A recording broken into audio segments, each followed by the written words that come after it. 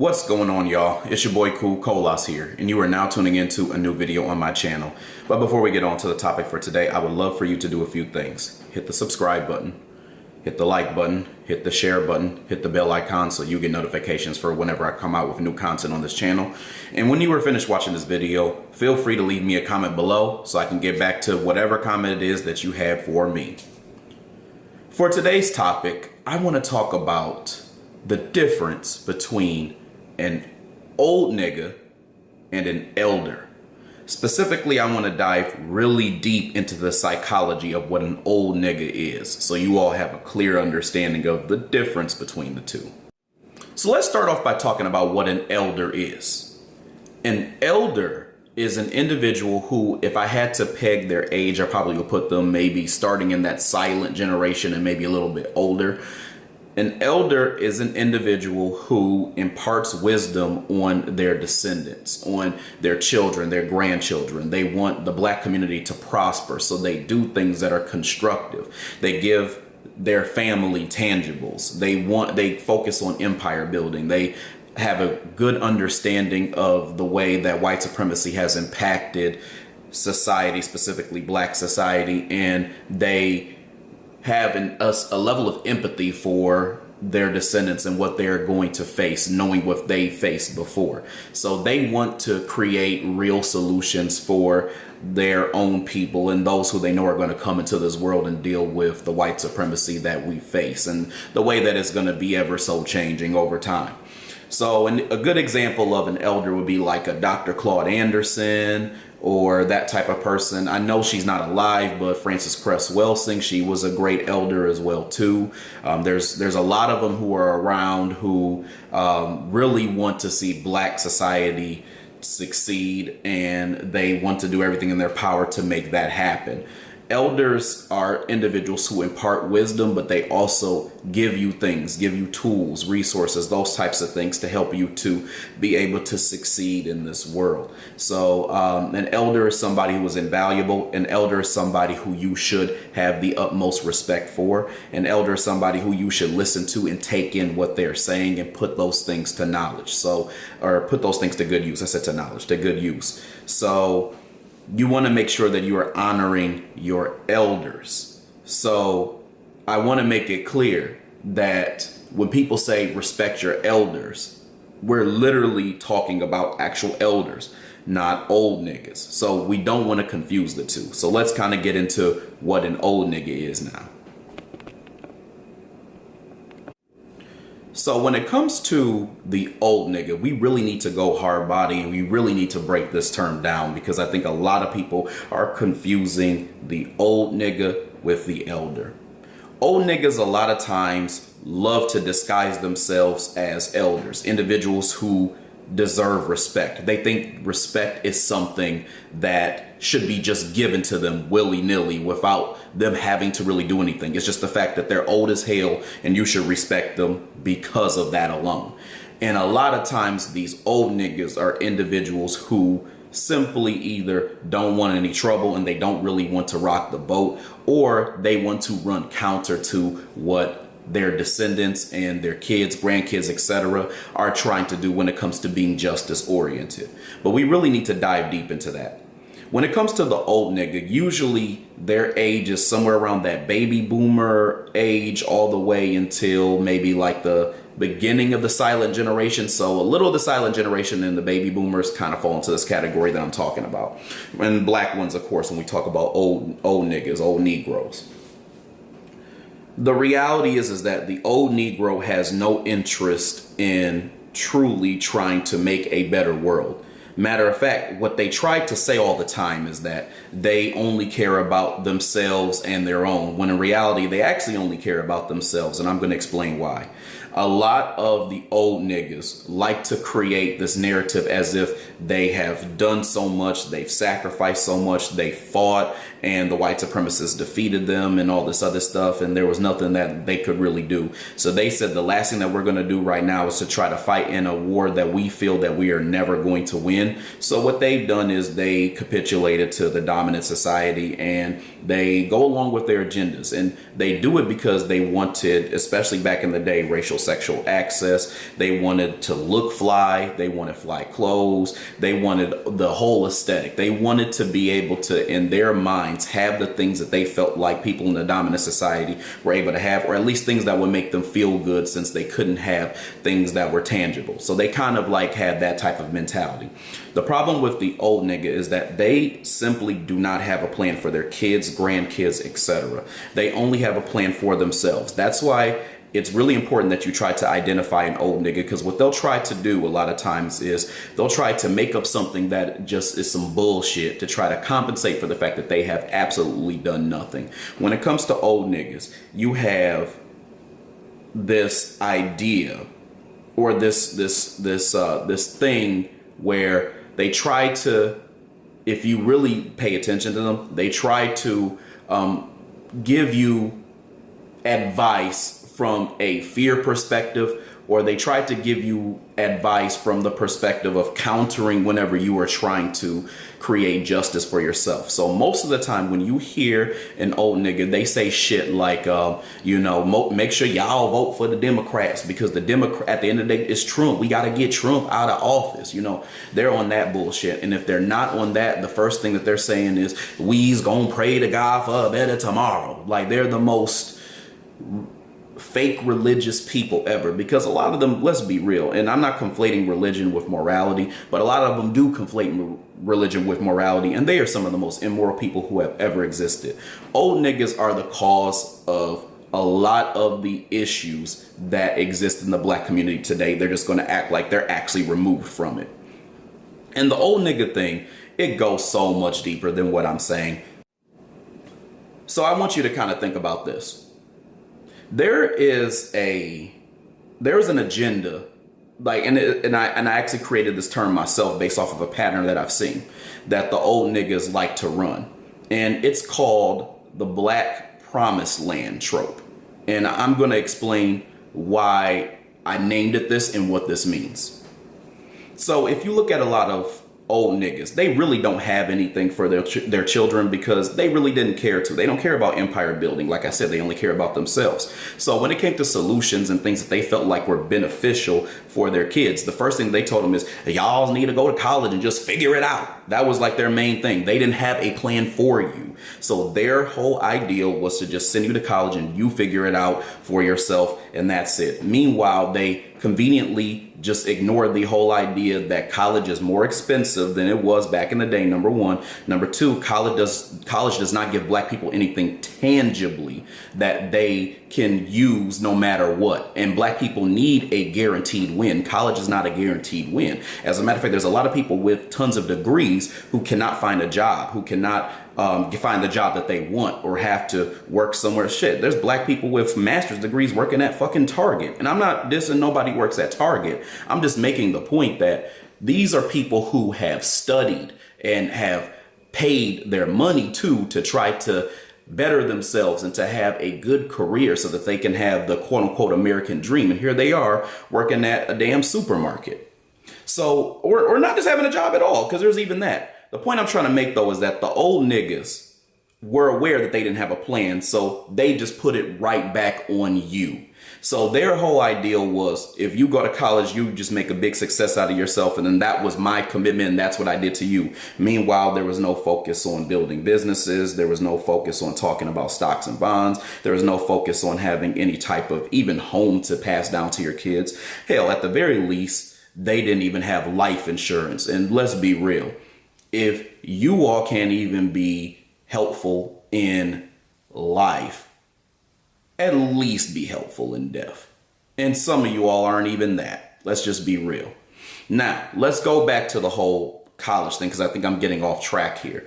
When it comes to the Black Promised Land trope, what a lot of people do who are old niggas, and this is a specific type of old nigga who tends to do this type of thing, is they send their kid to college thinking that they are going to be a jackpot, and they're going to take the money that they earn and they're going to save the family. So they believe that that child who they sent to college, who, turned into a grown man or grown woman, is going to be so loyal to them that they're going to be able to use them as their meal ticket. When you think about the old niggas who have their kids who are these star athletes.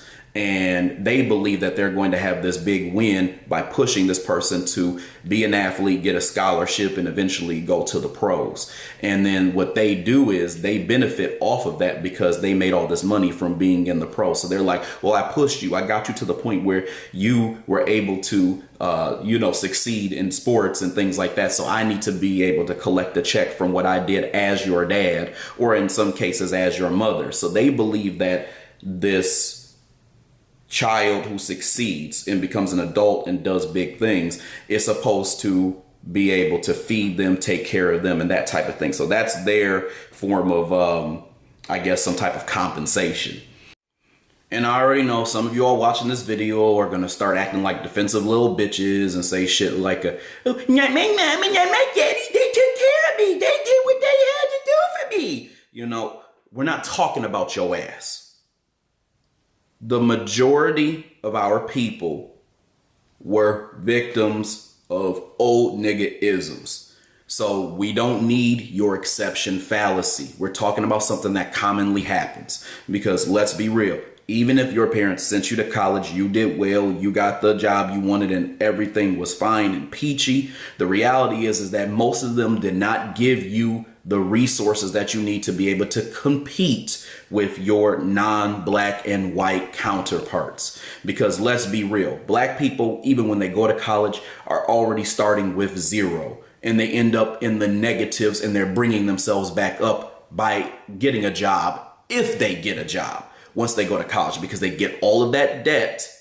Although they didn't have any inheritance, they didn't have any of these other things that were going to be resources for them in case, something happened, they were able to fall back on. This was, again, a lottery ticket. Hopefully they got the degree. Hopefully they would get a job after they got a degree. And if they didn't get a job, here they are now in the negatives with debt, trying to dig themselves out.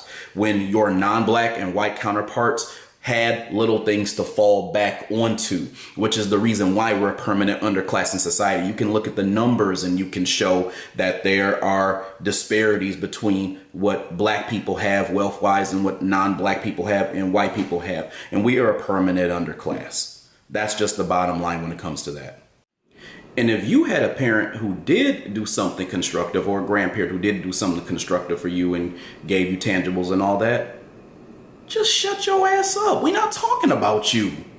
I get tired of niggas say, oh, it wasn't me. That didn't happen to me. That didn't happen to me. Even if that wasn't your situation, we're talking about a group issue. So if it don't apply, let it fly and shut your ass up.